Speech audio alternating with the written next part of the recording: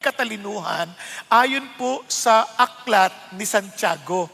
Now, bago ko ituloy, gusto ko lamang po munang kwentuhan kayo. Noong 1938 po, itong si Orson Welles ay nag-perform po ng isang radio dramatization ng War of the Worlds. Kumbaga, sinasabi po niya na nakarating dito ang mga Martians. Ito po ay fiction, hindi po ito totoo. Pero as he was dramatizing it, talagang naniwala po yung mga tao. Hindi po nila alam na hindi yun totoo. Kaya thousands panic, as in families, as in flee homes to escape. As in talagang takot na takot sila. Yung mga churches po, punong-puno ng mga tao. Yung mga police stations were overwhelmed. As in, naapektuhan sila nung sinasabi sa radyo. Wala itong sandata ha. Wala itong pagsabog ng anumang bagay. Ito ay simpleng mga salita na sinasabi lang sa mikropono. Ganon ho ang kapangyarihan ng pananalita. Kumbaga yung mga words ho natin. Now imagine we Christians being the salt and light of the world. Kung tayo po ay maka-impluwensya ng tama dahil lang sa ating mga pananalita, imaginein po ninyo anong klaseng bayan ang meron tayo. Alam nyo kung bakit ko nasasabi ito? Kasi po, itong bansang ito talagang punong-puno ng negativism, yung negatibong mga pananalita. Di ba? Bata pa lang tayo, pag tayo po ay binibiro-biro, tatanungin pa sinong kamukha mo, di ba?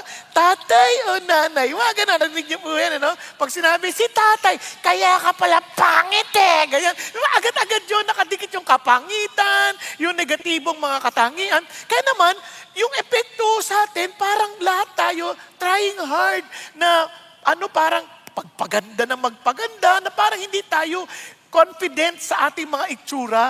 Diba? Naintindihan ko yun kasi yan din naman ang tawag sa akin. Baluga, nog-nog, pangit. Sanay na ako nun. Pero, buti na lang merong Diyos na nagbago ng pananaw na nagsasabing, hindi ka pangit. Huwag kang maniwala sa kanila, sila yung mga sinungaling.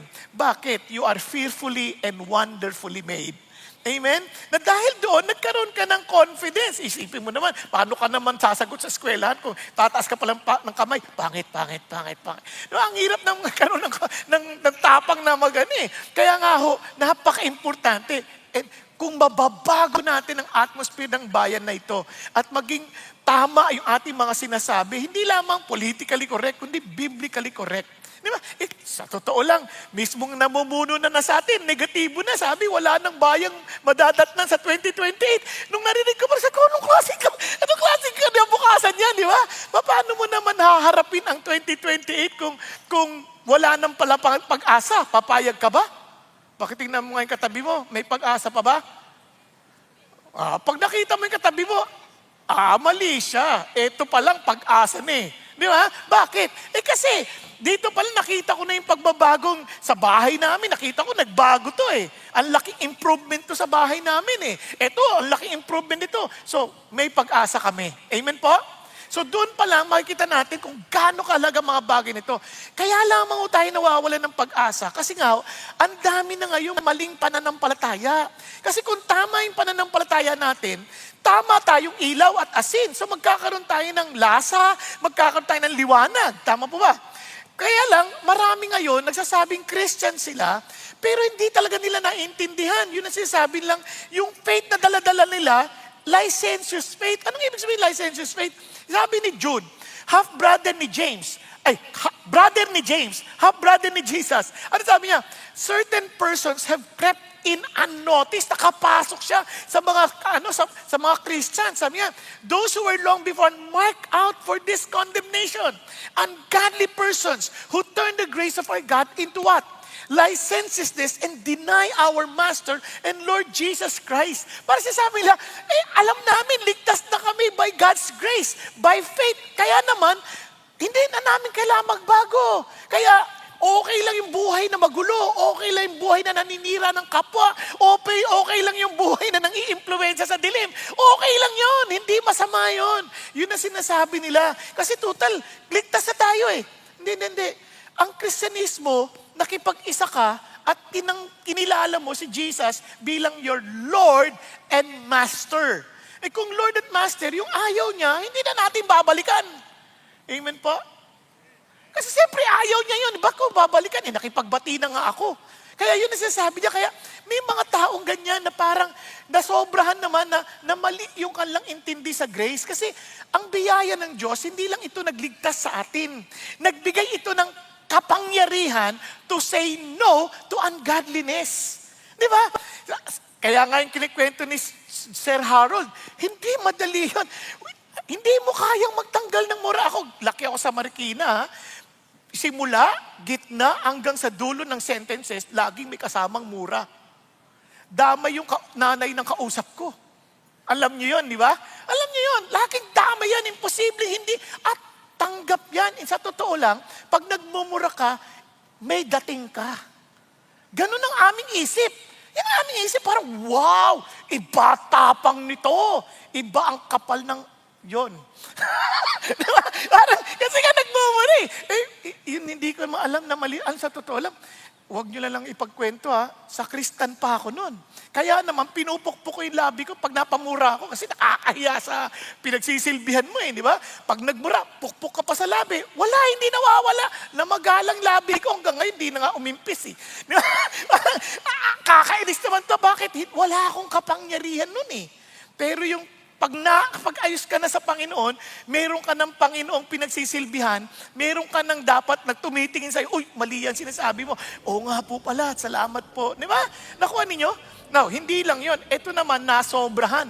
Yung iba naman, yung mga bawal yan, bawal to, bawal yan. Kasi lagi iniisip nila, uy, Christian na ako, bawal yan, bawal. Puro bawal naman. Parang kung pag hindi mo ginawa yan, di ka sa Panginoon. Naalala ko tuloy na nasa Visayas ako noon, may nagtanong, hindi ko alam, babae kasi, hindi ko alam, may pastora sa panahon nila. Sa pananiwala, may pastora. Nagtanong, sabi niya, Pastor, can I ask you a question? Sure. Sabi niya, is it okay for a pastor to wear bathing suit? Yun ang tanong sa akin. Sabi ko, swimming bathing suit, sabi ko, depende. What do you mean? Pag lalaki pa, hindi maganda tingnan Kasi pastor may nasa isip ko lalaki, pastor. Hindi. Ikaw naman, pastora, tulad ko. Sabi ko, syempre naman, ano ba yung dahilan kung bakit na-invento yung bathing suit na yan? Kayo, alam nyo ba? Di ba? Para safety. Para makalangoy ka ng maluwag at talagang safe ka. Pero kung yung bathing suit mo ay parang masabit lang sa dahon, matatanggal na, hindi na safe yun. Diba? Hindi ganong klaseng bathing suit. Biro mo natanggal yun, di mo alam kung ano tatakip pa, paano ka palalangoy yan, di ba? Yung iba naman, ang ginagawa, lumalangoy, nakasaya. Pero yun mo, nakasaya. Sabi ko, delikado yan. Sabi ko, hindi mabuti yan kasi lumulutang yan Di ba? Kung lumutang yan, malangoy, tapos may sumisisid, di akala pa higanting jellyfish ka, di namatay pa yun.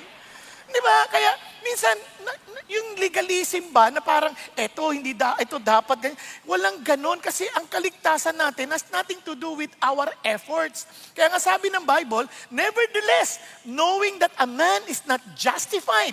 Hindi siya, yung word na justified dito, parang ano yan, yung sa legal term na napawalang sala, declared not guilty. Sabi nga not justified by the works of the law. Hindi siya napawalang sala dahil sa pagsunod niya sa batas. Kunit sa pamamagitan ng pananampalataya kay Kristo Jesus. Kahit kami, sabi niya nga, kami, Hudyo na kami. We have the law. Even we have believed. Kami mismo, naniwala rin kami kay Jesus Christ para kami ay mapawalang sala by faith. Kay Kristo, hindi sa gawa ng sa pagsunod sa batas.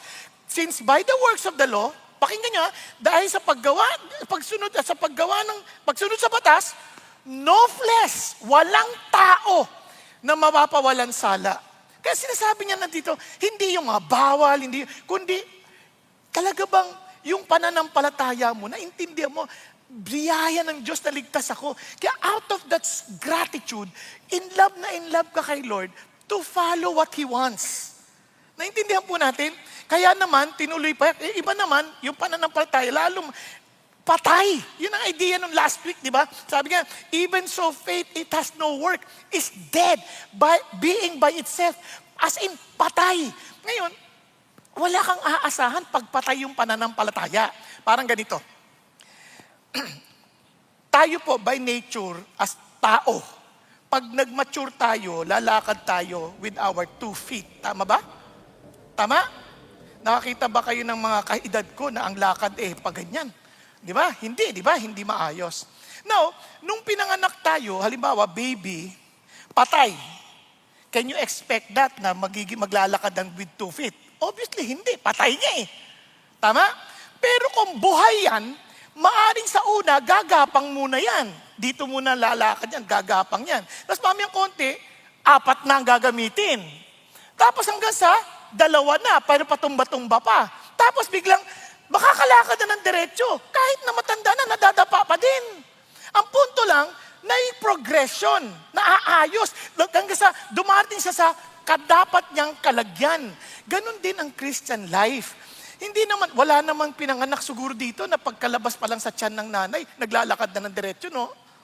Meron mang ganyan? Wala, di ba? Kaya ganon din sa Christian life. Kaya minsan, alam mo na Christian ka kasi mula sa paggapang, tatayo at tatayo ka isang araw Kasi buhay yung faith. Yun ang nature ng faith. And ang ganda nito, yung faith hindi natin inimbento. This faith is authored by Jesus Himself. And He alone can perfect it. Kaya, therefore, if anyone is in Christ, he is a new creation. The old has passed away, behold, the new has come. Ang ganda, di ba? Parang expected yun. Kaya pag yung tao, parang walang nangyayari sa buhay niya, walang pagmamahal sa Diyos, walang pagmamahal sa salita ng Diyos, walang kagana-gana sa pagsamba, alam mo na walang buhay yan. Kasi ang taong patay, hindi magugutom yan sa bagay na kinakain ng isang taong buhay. Tama? Ngayon, pagka nature niya, buhay, hahanap ng gatas yan. Hanggang sa paglumaki yan, hahanap na ng medyo solid food yan at maghahangad yan na mapalakas ang kanyang pagkatao. Ganon din sa spirito. Mayroong pag-uhaw Mayroong paghanap noong pagkain. Are you following? Kaya makikita nyo sa mga anak nyo yan. Hindi ko mo nag-a-attend dito dahil kasama nyo lagi. Madalas kinakalagkad nyo pa. Matindi tayo ha? Walang mangyayari yan. Pagdating doon, kumanta ka. Walang hanggan. Parang wala hindi niya gets. Bakit? Walang buhay Pero kung may buhay yon, hindi mo yan pipilitin. Lalabas at lalabas yan. Amen po? Hindi mo nga babantayan Hahanapin at hahanapin niya yung magpapabuhay palalo sa kanya. Kaya yun ang nangyayari. Kaya nga minsan, tuloy, yung buhay, hiwalay na hiwalay. They profess to know God. Sinasabi nila, kilala nila si God. Pero yung kilos nila, tinatanggi si Jesus. Tinatanggi si God. Tingnan mo, being detestable and disobedient and worthless for any good deeds. Bakit worthless? Patay Walang gana, walang saysay, wala yung, walang kabuhay-buhay. Wala nang gamit. Yun. Kaya nga, sabi ni Jesus, gusto nyo malalaman nyo sa bunga. Siyempre, pag ang puno, kung si Jesus ang puno, at ang Diyos ang hardinero, tayo ay nakakabit lang, sigurado magbubunga yan, sabi ng Panginoon. Pero again, as I've said, yung bunga hindi naman agad hinog Pero magbubunga. Pero pag walang bunga, akala lang natin nakakabit tayo, hindi pala. Yun ang malungkot. Kaya sabi ni Lord, kaya sa huling araw, makikita mo yan. Sasabihin lang, Lord, parang close ba?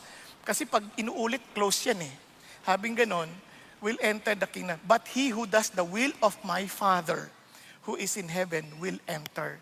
Kaya napakahalaga sa atin na yung ating eternity na na-experience, ay meron pong closeness sa Diyos. Yung dito, yung na-experience mo si God.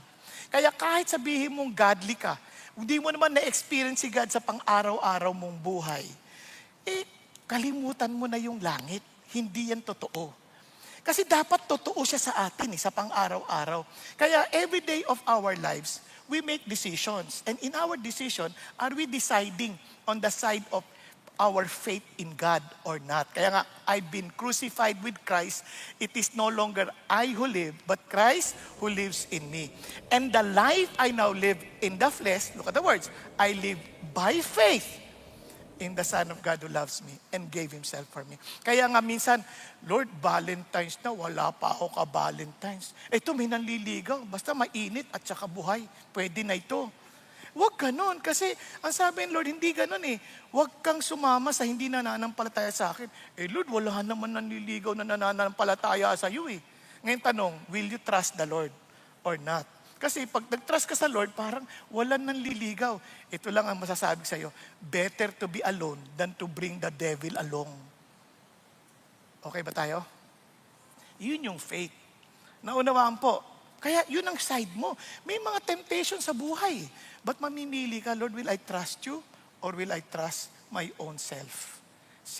Kung kayo yung Lord ko, then I will trust you. Bakit? I live by faith in the Son of God who loved me and gave Himself for me. He will not tell me to do something na isa kasisira ako kasi mahal niya ako. Okay tayo? Hello? Parang malungkot kayo. Sige, tuloy na tayo ngayon. Now, yan naman ay introduction pa lang. Di ba? Sorry. Kaya yung Book of James, yun ang sinasabi. Yung real faith, talagang may nagtatagumpay. Kaya kata nyo, si General, no, ang hirap ng buhay niya, talagang yung pagsubok, biro nyo, army na siya, naging Navy pa. Hindi madali yun. Nakuha nyo ba? Bakit? Kasi army, tas naging floating. Ang tagal Understandable. Yung iba sa inyo, tulog pa. Hindi madali yun. Wala kang assignment, wala kang role. Parang di ba? Display? Ang hirap naman ng ganung buhay. Kaya talagang, buti na lang, tumakbo siya sa kay God. Kasi yung faith kahit na mahina yung faith, nagkagulo-gulo, nagkawindang-windang, dahil sa influensya ng iba, babalik at babalik sa Diyos yan. May paraan ng Diyos to bring you back. Kaya nga, yung pagiging transformation ng Army to Navy, ginawa ng Diyos yun para tumakbo siya kay God. Kasi kung walang totoong faith yan, hindi tatakbo kay God pabalik yan. Di ba? Ang ganda pa nito, sumunod sa salita ng Diyos. At pagkatapos, tayo rin, mag-grow tayo sa pagmamahal. At first, meron tayong mga kinikilingan. Pero as we grow in our faith, wala nang favoritism, wala nang prejudice, parang hindi na tayo tumitingin sa panlabas, di ba? Kasi nag-grow na tayo tapos nakikita natin yung bunga, yung may side na tumusunod tayo dahil sa pananampalataya. No, hindi kailangan maging perfect tayo morally, dahil kung mapapansin nyo, kahit si Rahab, hindi naman siya perfect Biro mo, sumunod siya sa Diyos, pero prostitute siya, Canaanite siya, woman siya, liar siya, traitor siya. Anong qualification niya para maligtas? Yun lang, nag-take siya ng side sa Diyos. Kinalimutan niya na yung pagiging kananaita niya. Kinalimutan niya na yung kanyang Diyos-Diyosan. Sumunod siya sa Diyos. At that time, mali pa yung paraan niya ng pagsunod. Nagsinungaling para itago lang yung mga spies. Ganun pa man, yun na yung kanyang expression at that time. Later on, pag malago na siya, alam niya na, mali pa lang magsinungaling. Di ba? Natututunan din. Kaya ganun yun. So, eto na ngayon, nakokontrol yung dila. Kaya nga, ito, importante, tingnan nyo yung faith lumalago. Yung faith nagtatransform towards Christ-likeness. Kasi sabi ni Jesus, until Christ is formed in you. Sabi nga ni Paul. And sabi niya, a faith that produces works. Meron siyang pagpapahayag ng faith. Kaya sabi ni Paul, I believe, therefore I speak. Yung mga ganyan. And a faith that tames the tongue. Ano ibig sabihin nun? So, yan ang ating tatalakayin. Faith, the real faith tames the tongue. Ibig sabihin, napapaamo natin yung dila. Yung totoong pananampalataya, napapaamo niya yung dila natin. Kasi yung dila na yan, napakamakapangyarihan yan. Tingnan ninyo, basahin natin para maintindihan natin. Para mangyari yan, we need to first take personal responsibility. Again, we need to recognize the power of this tongue to build or destroy. And to acknowledge the problem of the heart. Every speech problem is a heart problem. Okay tayo? Para maliwanag sa atin. No, let's continue. So, real faith tames the tongue by taking personal responsibility. Tinasabi niya, let not many of you become teachers, my brethren, knowing that as such will incur a stricter judgment. Now, intindihin natin mabuti itong passage na to. Nagsimula agad si James sa mga teachers. Bakit? Kasi at that time, they were being persecuted. Itong mga teachers na to, they can influence greatly to this persecuted Christian. Pwede sabihin nila kagad, na awayin natin, magtulong-tulong tayo, labanan natin sila. Bakit? Teachers can influence their behavior, can shape their mindset. Grabe ang teacher. Ngayon, yung teacher na yan, huwag natin limitahan lamang sa mga teacher katulad namin. Although yan ang pinaka-specific context yan. Kasi, katulad nito, sino sa inyo, mga dalaga, gusto rin nyo makapag-asawa? Huwag kayo maya. Malay nyo, pagtaas nyo, nagustuhan kayo nung nakakita sa inyo. Taas ang kamay, huwag kayo maya. Nahiya pa kayo eh, taas kayo. Paano kayo maliligawan kung di kayo magtataas ang kamay? Ayan, okay, good. Now, tanong, pag nagkapamilya ka, magkakaanak ka, tama ba? Handa ka na ba magturo? Kasi tuturuan mo yung anak. Kahit hindi ka marunong magturo, tuturuan mo yung anak mo eh. Kaya ikaw yung unang yung teacher niyan. Kung magulang, lalaki ka, ganun din. Ikaw ang unang magtuturo niyan. Sabi niya, fathers, instruct your children in the discipline of the Lord. So teacher ka. Nakuha. Ngayon, sabi niya, gusto mo yan, gusto mong maging teacher. Ngayon ang tanong, you will be judged stricter than the rest. Oo, bakit? Sabi ng Panginoon, kapag yung bata na yan, at tinuruan magkasala, mabuti pang talian mo yung sarili mo ng batong panggiling at itapon mo sa dagat. Sinong gagawa niyan? Kadalasan, magulang ang may kagagawan niyan. Pag-isipan nyo. Kaya naalala ko yung kwento ni Pastor Peter kanina umaga eh. Sabi niya, nakita niya yung leader, kamusta ka na? Kamusta mga anak mo? Hindi na ho sila nag-a-attend eh. Ba't sila nag-a-attend? Huwag ka magagalit, pero sinisiraan mo ba yung mga leader sa kanila? Kinikriticize mo ba yung mga leader sa kanila? Kasi akala ang pagtuturo, hindi lang yung nagtuturo ka. Minsan sa kwentuhan lang, parang niro-roast natin yung leaders eh. Parang ginagawa natin pananghalian. Then sabi niya, opo. Paano ngayon? Yung mga bata, nakikinig lang yan. Para akala mo. Tapos isipin niya kagad, mga hipokrito pala yung mga leaders dyan. Ba't pa tayo a-attend? Itong si tatay, nagpapaloko pa. Ma-attend. Huwag na tayo ma-attend. Kaya kahit hindi mo turuan yan, mawawala ng gana yan. Naunawaan. Kaya marami, akala nila walang epekto sa anak. Meron eh. Kasi nga, tatandaan ninyo, kaya na tayong mga teacher at tayong mga Christians, if we are to influence the world with our messages, imagine we are all teachers. Teach them to observe the Lord's command. Bakit? Kasi we are to make disciples. If we are to make disciples, then we are to teach them. And the Lord sabi niya, we will be judged stricter than the rest. Kaya nga warning ni Paul yan eh. Sabi ni Paul, sabi niya, but the goal of our instruction, dapat maliwanag sa ating lahat yun. Whenever we pass on something, our instruction, ang goal is love from a pure heart and a good conscience and a sincere faith. Sabi niya, for some men straying from these things have turned aside to fruitless discussion. Ano ba yung word ng fruitless discussion? Sa ibang translation, sa Old English, King James, vain jangling. Yung maingay na walang kakwenta-kwenta. Ingay lang. Sabi niya, wanting to be teachers of the law, even though they do not understand either what they are saying or the matters about which they make confident assertion. Ni hindi nila alam ano yung kanilang sinasabi kung bakit saan sila confident. Kasi maraming naniniwala kay Jesus that He is real, that He died on the cross for our sin, He rose again from the dead, but naniniwala sila. Ang tanong, are you willing to die for the truth? Kasi ang idea, conviction. Maraming naniniwala pero wala silang conviction. Kaya pagdating sa opisina, nakikihalo sila sa mga hindi naniniwala because they have no conviction. They just compromise.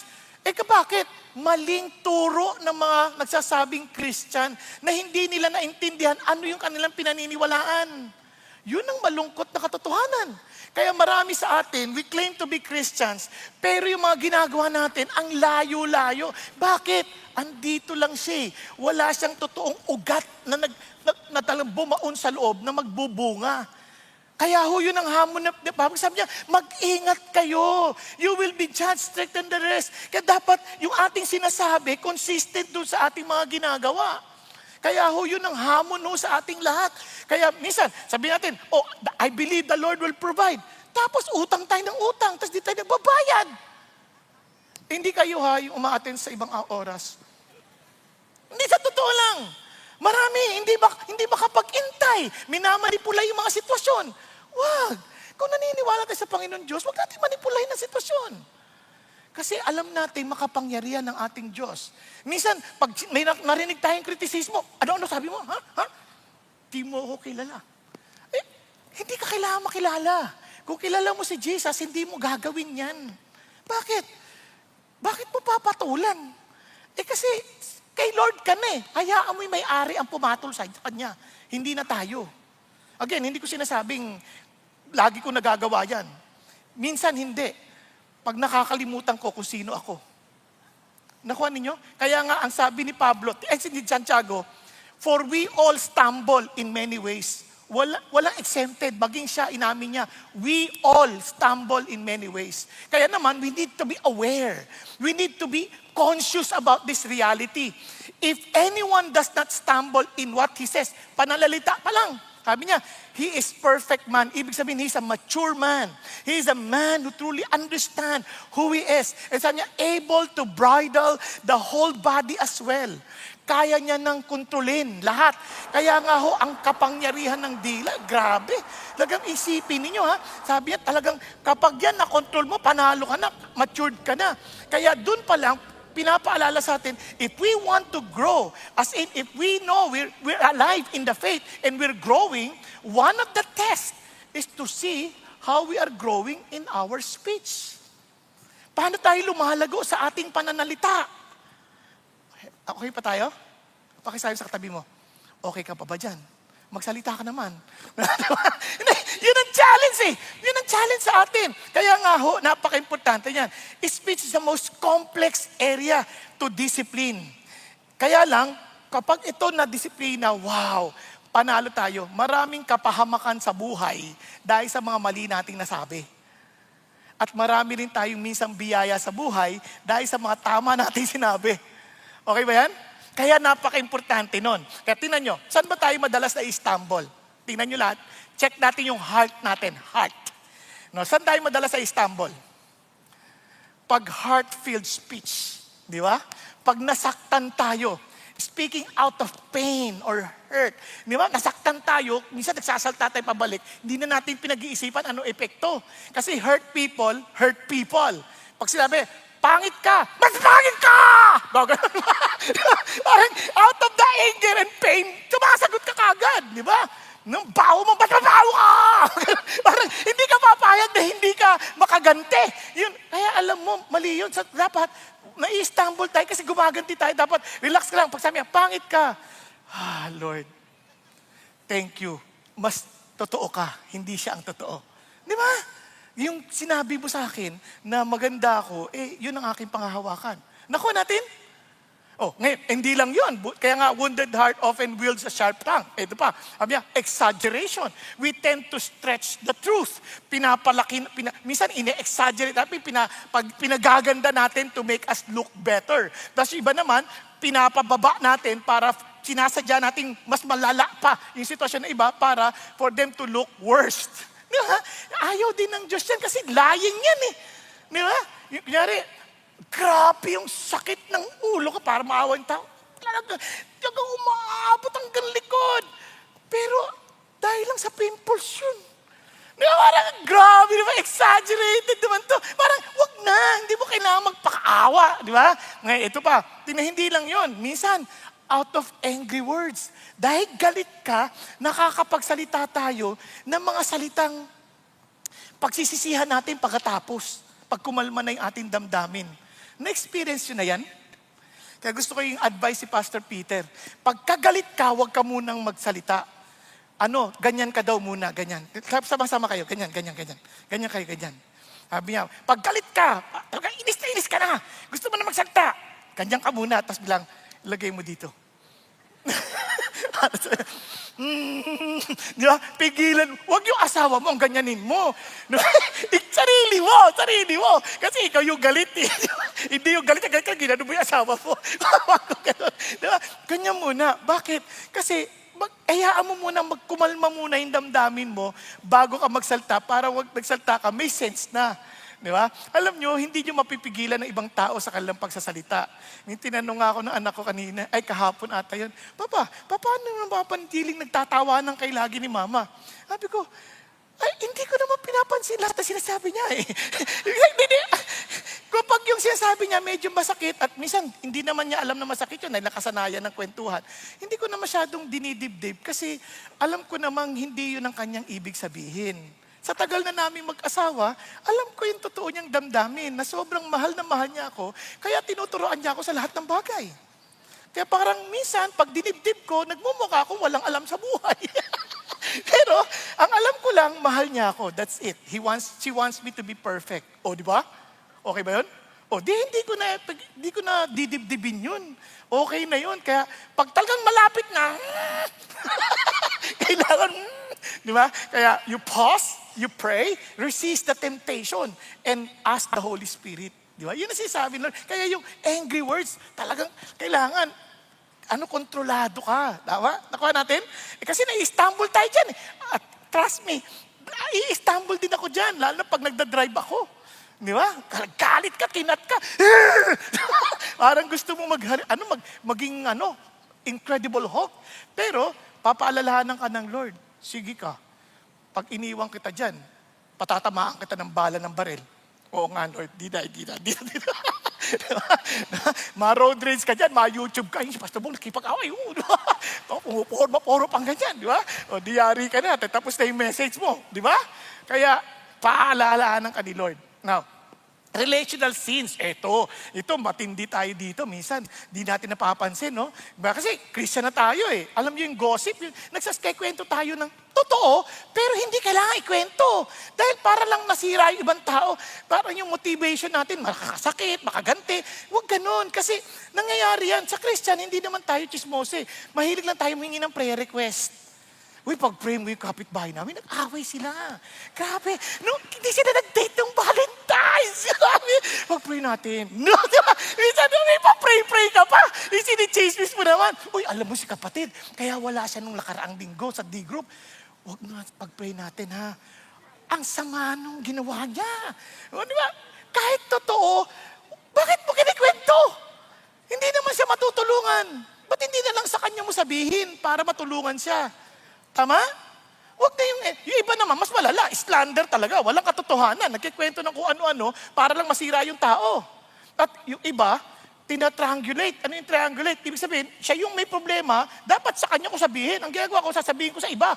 At sabi niya, ikaw nang bahala kung masasabi mo sa kanya. Hindi, ayaw ng Diyos yun. Sabi niya, when you caught a brother in sin, sabi niya, when you caught him sinning, anong gagawin mo?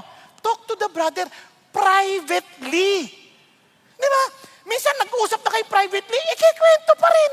Nag-uusap na kayo. Okay, tapos ikikwento, alam po, nagkwento kami, inamin niya, loko talaga yan eh. Di ba? Bakit mo kailangan sabihin? Tapos na nga yun. Di ba? Bakit kailangan mo pa ikwento? Ayaw ni God yun. Kaya sabi ng Lord, gossip, parang separates intimate friends. Ayaw ni God yan. Kaya, yung iba naman, panguy-nguy-nguy-nguy, whisper. Nagagawa natin yan eh, pag hindi tayo nag-iingat. And of course, yung mga toxic talk, yung parang, lagi na lang negatibo nakikita. Kunyari, nagpipreach, ay, inulit na naman niya. Mga ganon. Reklamo. Iba, grabe naman upuan sa CCF, nakakaantok. Oh, hindi ka pa nagpapasalamat na nakatulog ka? Di ba? Kasi nagreklamo ka pa ng reklamo, natulog ka naman. Huwag ka nang magreklamo. Ibig sabihin, iba, ang lamig-lamig naman doon. Di ba? Nagdala na nga ako ng kumot. Kung nagdala ka ng kumot, ang init naman. Puro reklamo. Huwag. Yung Espiritu laging critical. Lagi nakikita yung mali. Mali yung grammar. Mali yung text. Mali yung Ba't hindi mo kunin yung message? Hindi ko ini-excuse yung sarili ko mga pagkakamali, ha? Bihira naman. Nooks! Pero what I'm saying is, walang perfect. Nagkakamali. Pero ang tanong, were we able to hear the message? Kaya nga yung words natin minsan, hindi tayo nag-iingat. Para yung mama sa grocery, may sabi ganun, kuya, Meron ba kayong kalahati ng repolyo?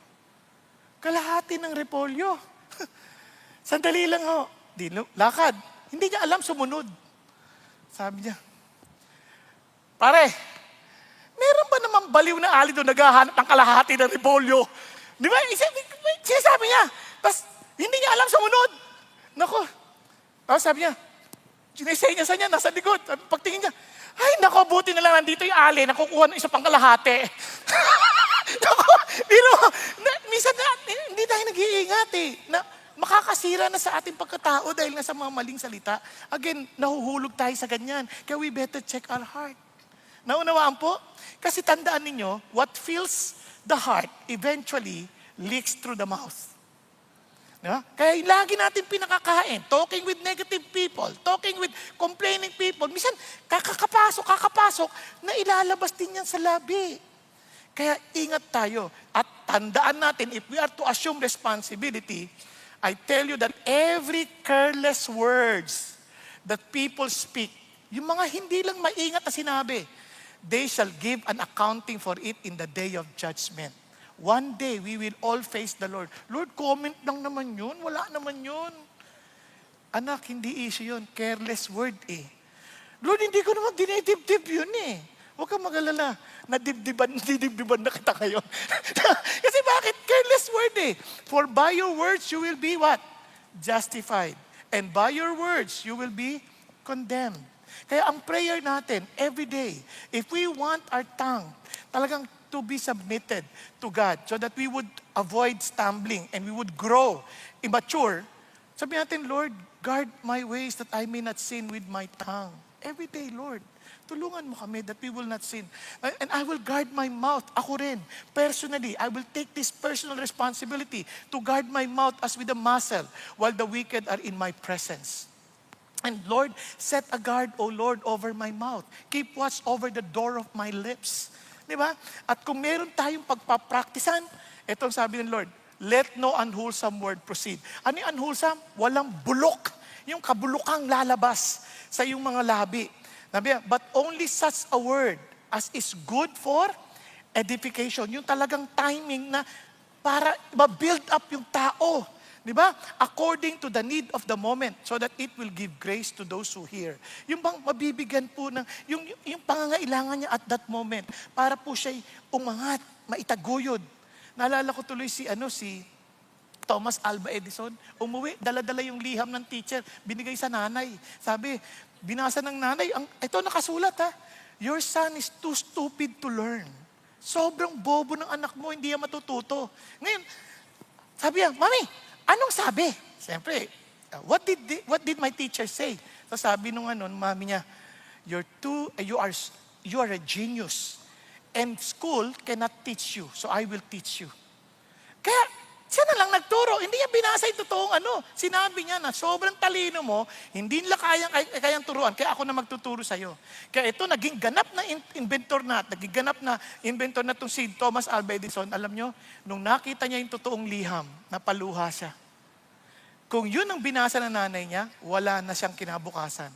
But because of the mom, nung araw na namatay si Thomas Alva Edison, nagpatay ang buong Amerika ng ilaw. And I believe, even his teacher, nagpatay din ng ilaw in honor of Thomas Alva Edison.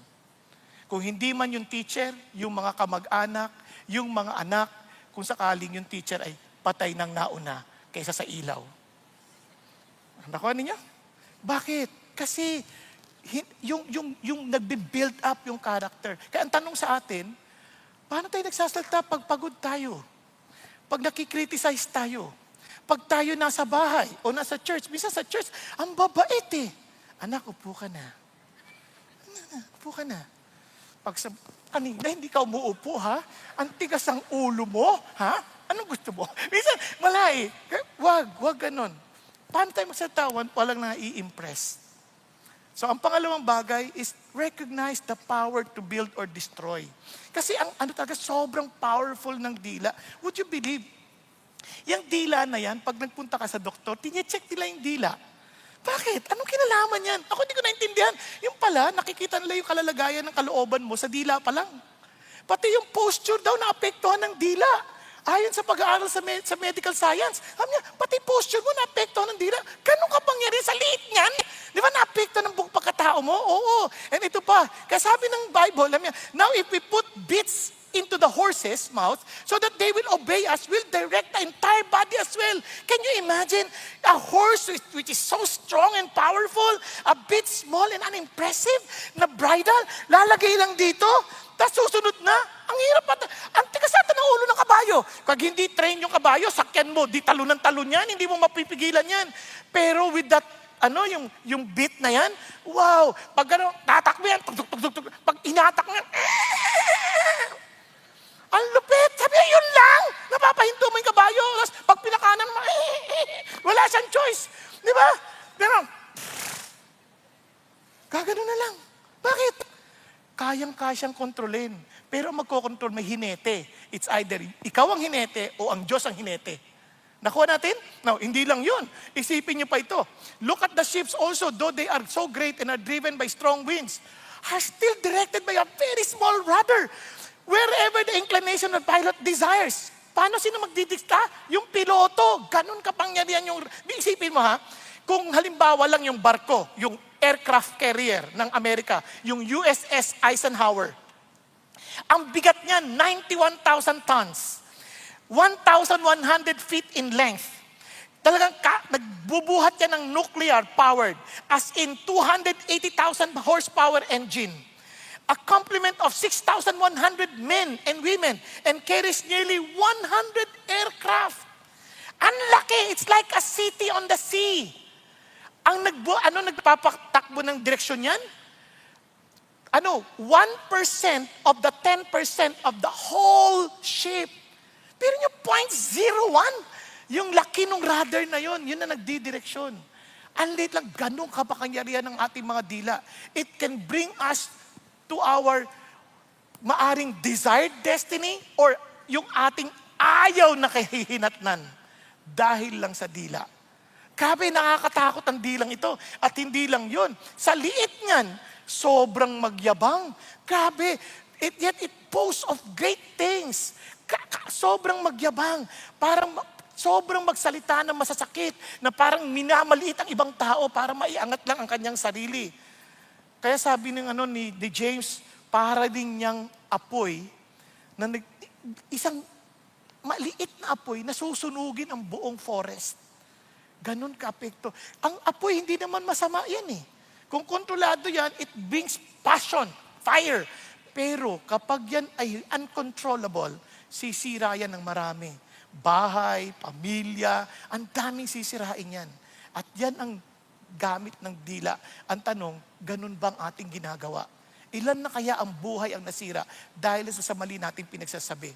Can you imagine, mga taong siniraan natin, hindi na lang dila ngayon, pati fingers na eh.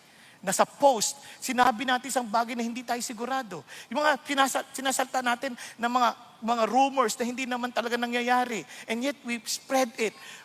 Sinira natin yung buhay ng tao. Nakuha ninyo? Kawawa. Kaya galit ang Diyos. Ang totoo niyan, even that can bring us to hell. Napansin niyo ba yun? Ganun katindi, yes. Because death and life are in the power of the tongue. And those who love it will eat its fruit. Kung mahal mo yung dila mo, dalawa lang ang pasilbing bunga. Kamatayan o buhay. Ilang mga marriages nag-collapse overnight.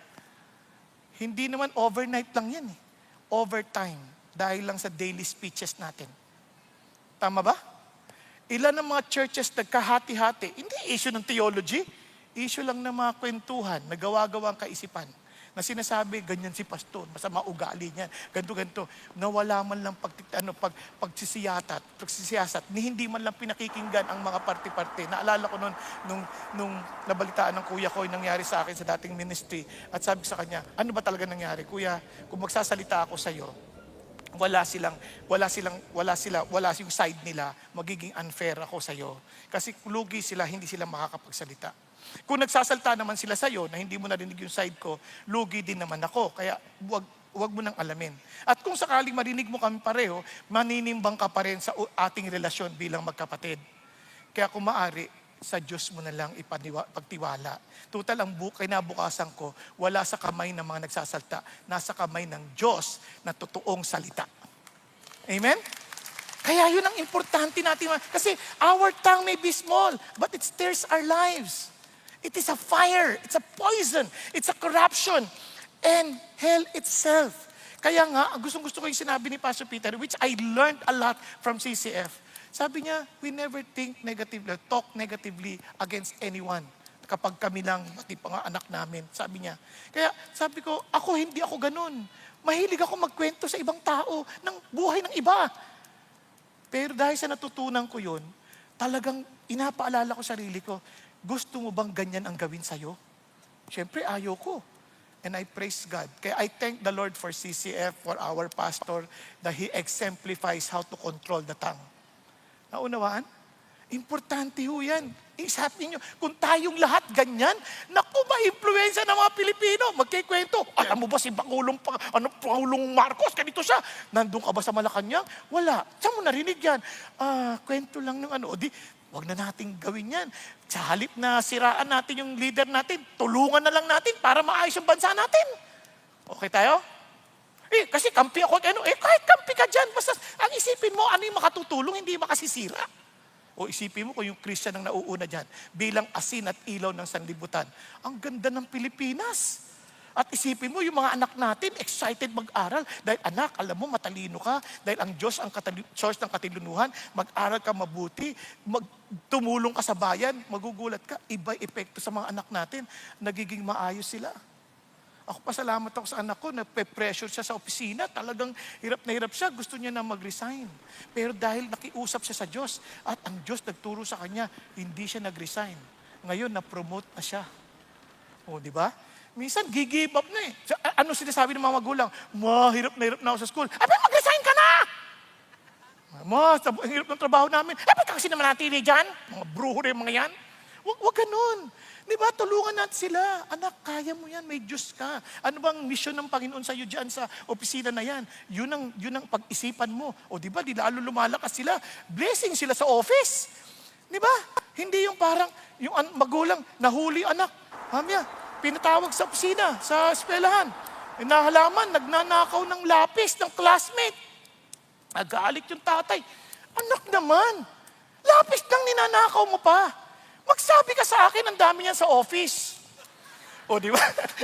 Wala na, sira na kasi halimbawa niya mali. Kaya nga ang laking paalala, di ba? Sabi nga ng Panginoon, yan magdadala sa impyerno. Kaya ang paalala ni Pablo sa atin, that if we confess with our mouth Jesus as Lord and believe in your heart, God raised Him from the dead, you will be saved. Kilalanin mo lang na talagang siya yung Panginoon, hindi ikaw. Sabi niya, maliligtas ka. With the heart, a person believes, resulting in righteousness. With the mouth, he confesses, resulting in what? Salvation. Now, ito pang ang masarap.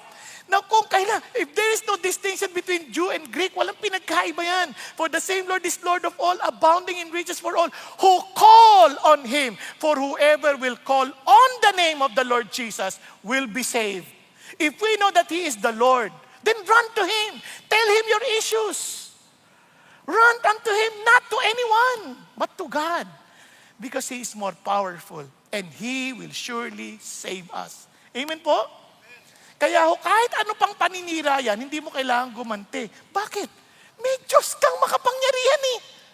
Kaya alam niyo ho, sa awa ng Diyos, buti kahit hindi ako ganun katibay pa noon, na kahit anong paninirang sinasabi, hindi ko na po pinapatulan. Sinasabi ko lang, Lord, kayo na po.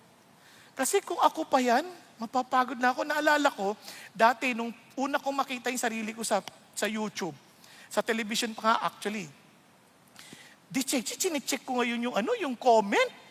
Sa 100 maganda, isa lang ang pangit. Yun ang naaalala ko at minsan ini-imagine ko pa kung sino yun. Siguro ito yung mamang yun. Hindi ako makatulog.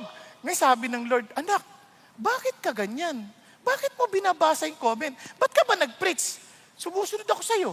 O, kung sinusunod mo ako, bakit ka concerned sa sasabihin ng tao? Maging concern ka sa sasabihin ko sa'yo. Kahit purihin ka ng lahat ng tao, kung hindi ka okay sa akin, useless yung papuri nila. Ay ko, nga no. Lord, thank you. Hindi na ako nagbabasa ng comment. Iniisip ko, ang mahalaga yung comment ng Diyos. O, di na panatag ang puso ko. Kahit may isang sabi, Pastor, alam mo ba, may tumitira sa'yo? Okay lang yan. Tirahin niya na ako ng tirahin. Total, ang tagapagtanggol ko si Lord. Siya nang bahala. Alam niya, mas kilala niya ako. Alam niya kung anong tama. Kahit na itago ko sa inyo kalokohan ko, hindi makakatago kay God. Amen? Kaya, relax ka lang. Pakisabi sa katabi mo, relax ka lang. Kaya bakit? Kasi if you call upon Him, He alone can save. Amen po? Now, finally, yes, hallelujah. We need to acknowledge the problem of the heart. What does it mean? Tingnan nyo ha. Sabi niya, for every species of beasts and birds, of reptiles and creatures of the sea, is tamed, has been tamed by the human race. Ganyan kagaling ang tao. Kaya niyang paamuhin ang whale. Meron nyo, si orca, napapaamo nila. Minsan nagwawala, pero napaamo. Di ba? Yung mga isda, katulad ng dolphin, napakausap nila. Napapaamo nila ang leon. Napapaamo nila ang kung ano-anong mga hayop. Pero sabi niya, ganun pa man, gusto ko maintindihan ninyo, sa kabila ng galing ng tao, isang bagay hindi nyo kaya. Sabi niya ganun, no one, as in no one, including me, sabi ni Jane, no one can tame the tongue. Walang makakapagpaamo sa dila. Sabi niya, it is a restless evil and full of deadly poison. Grabe ang kanyang description. Punong-puno ng lason. Kasi minsan kahit anong ganda na sinasabi mo, yung motibo, kunyari lang si Absalom, sinisiraan niya yung tatay niya sa kanyang pananalita para makuha niya yung puso ng mga tao. Ang mga nandaya sa asawa, nanligaw na may asawa na, ginamit ang kanyang mga pananalita, mga mabubulaklak na salita. Sinasabing, ang ganda ng mata mo, bulag naman. Diba? Hindi ko sinasabing bulag, hindi maganda. Ang sinasabi ko, bulag naman yung mama na nagsasabing maganda yung mata. Anong ibig sabihin? May asawa ka na, ba't ka titingin sa iba? Kaya, minsan, hindi natin iniingatan Na yung sinasabi natin, sinisira natin ang ating mga sarili. Kaya yun ang sinasabi ng Panginoon Diyos, restless evil yan. We cannot stop that. We always want to be on the top. But in reality, we cannot control our tongue. Kaya sabi na, so anong solusyon? Tingnan nyo, we may think that we are religious. We may think that we belong to God. I-test mo nga. Will it bless our Lord and Father? Doon, nagwo-worship ako kay God. And yet, we curse men who have been made in the likeness of God. Tingnan nyo yung kasinungalingan ng tao. Nagkala natin, okay, God. Praise the Lord, praise the Lord. Mamaya konti, pagtingin sa katabi, di naman to, patas-tas ng kamay, ang baho-baho naman. May putok. Di ba? Created in the likeness of God, ba't minumura? O kaya paglabas pa lang, kung akala mo, sino to? Yung damit niya, grabe. Bakit mo inaalipusta? Minsan sabay, lumalabas, nagpuri ka sa Panginoon, nang-insulto ka ng kapwa. Hindi pwedeng ganoon. Isa pa, dinami niya, from the same mouth comes both blessing and cursing. Paano nangyari yun? My brethren, these things ought not to be this way, di ba? Hindi dapat ganyan. Pero doon maintindihan, Lord, oo nga, nagpapaka-religious ako, pero minumura ko iba. Tapos hindi lang yun. Kanya, does a fountain send out from the same opening both fresh and bitter water? Pwede ba yun na yung sariwang tubig at saka mapait na tubig sabay na lalabas sa parehong source? Hindi po pwede yun. Sabi niya, can a fig tree, my brethren, produce olives? And can a vine produce figs? Nor can salt water produce fresh water. Anong sinasabi niya? Pag-isipan niyo mabuti. Ito ka. Nagpupuri ka sa Panginoon. Nagtuturo ka ng Bible study. Mamaya konti, chinichismis mo yung kapitbahay mo. Chinichismis mo yung kasama mo sa D-group. Paano yun? Hindi magkoconnect. You need to be honest. Sabi niya, there is something wrong with your heart.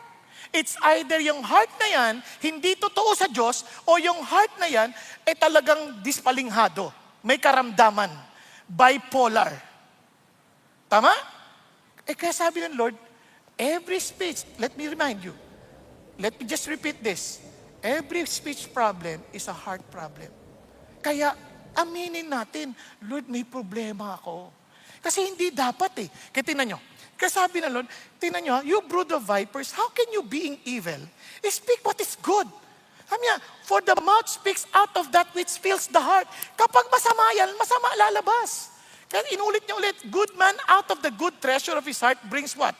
Forth what is good. And the evil man out of the evil treasure brings forth what is evil. For his mouth speaks from that which fills his heart.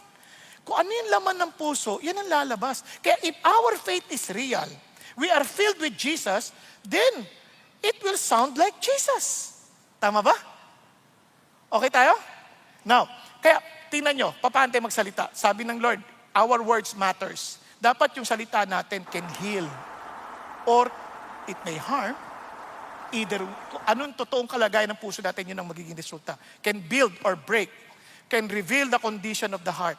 Kasi out of the abundance of the heart, the mouth speaks. Now, kung nag-building ang heart natin buo, obviously, we will build, our words will build. Na?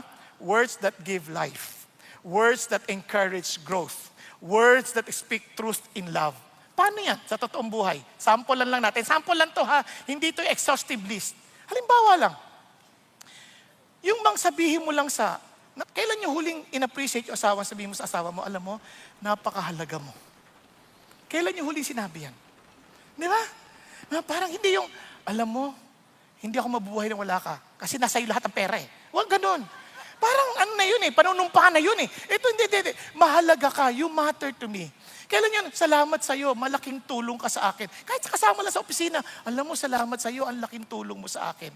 When did we last appreciate somebody else? Diba? Thank you. Sabi niya, buti nandito ka. Parang, I'm glad you're here. Hindi ka nag-iisa. You're not alone. Ang sarap ng yung mga encouraging words na gano'n. And ako, I thank the Lord. Hindi ako ganitong tao. Mapagpula ako, mahilig ako mag-criticize, but I praise God. God taught me to appreciate people. Ang hirap. Akala ko noon, hindi ko kayang gawin. Noon, magsabi lang ng I love you, nanginginday.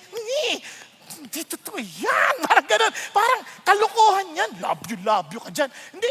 Pero ngayon po natutuwa ako, kahit mga anak ko, pag nagte-text kami, talagang we express our endearment to each other. Yung asawa ko, yan, talagang, bago matulog, sasabihin ko, sweetheart, I love you. Di ba?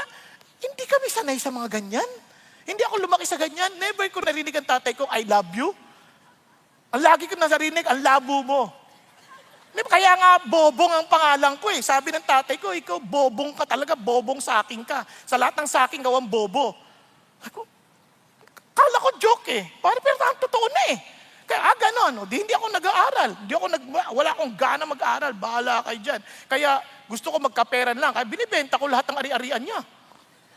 Di ba? Kaya lang, nung naging Christian na ako, sabi ng Lord, anak, hindi ka bobo. Because the wisdom comes from God, not from anything else. Kaya, tinanggal ko na yung bong na lang. Bong! Para ang lakas ng dating. Bong! Ito na ang mensahe ng hari. Iba na Kaya si God can transform. Kaya nga sabi ng uncle ko itong tatay nyo, saan ko, naglalans kami kasama yung mga anak ko, itong tatay nyo, bobo to Pero ngayon, hindi ko alam saan niya nakukuha yung kanyang pinagsasabi. Pati ako nakikinig sa kanya. Ayun, sabi ko, noong una, bunti ko nang hindi bayaran yung pagkain What I'm saying is this, God changes our words because He changes our hearts. Amen? Now, ito po. Kaya, yung words that encourage growth, yun, parang, alam mo, kahit nakikita mo alam mo, nakikita ko yung ginagawa ng Diyos sa'yo. Ituloy mo lang. Don't give up. Tuloy mo lang. Tuloy mo lang. I see God at work in you. Keep going. Naalala ko may lumapit sa akin. Sabi niya, Pastor, yung anak ko, nahulog sa kasalanan. Okay. Di tulungan nating maahon. Hindi yung, nahulog sa grabe ka. Christian ba anak mo? Wala nang ganun. Tulungan na ihaw natin.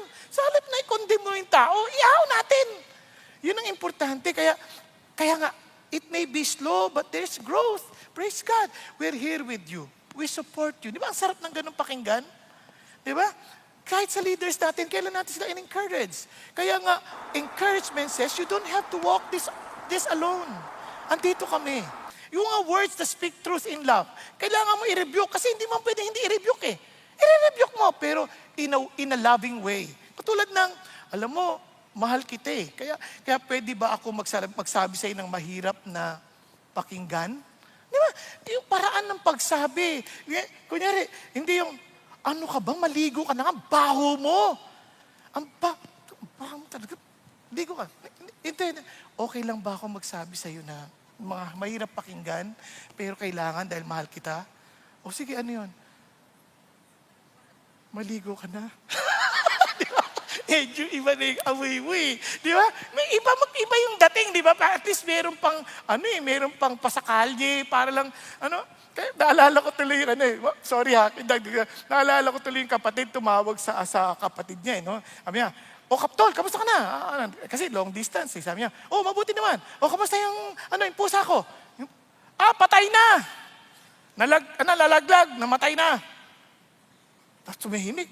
Tol naman eh.